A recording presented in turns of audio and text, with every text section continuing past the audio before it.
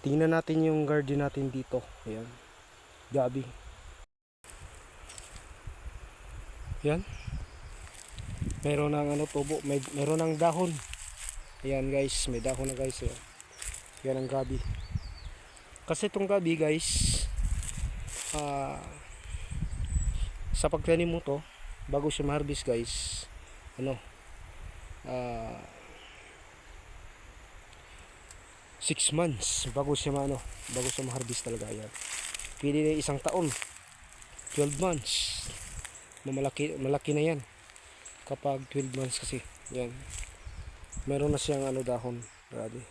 Ang bilis lang to, mga mahigit 2 linggo pa yata to. Yan. Lang. Maganda talaga ang gabi. Yan.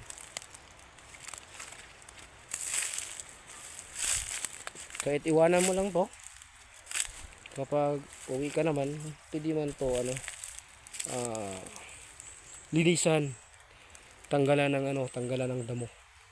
Yan, bawal kasi isprehan to kasi once na isprehan mo to, matamaan yung katawan niya, mamatay siya.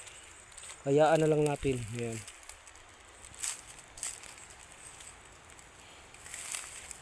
Dito yan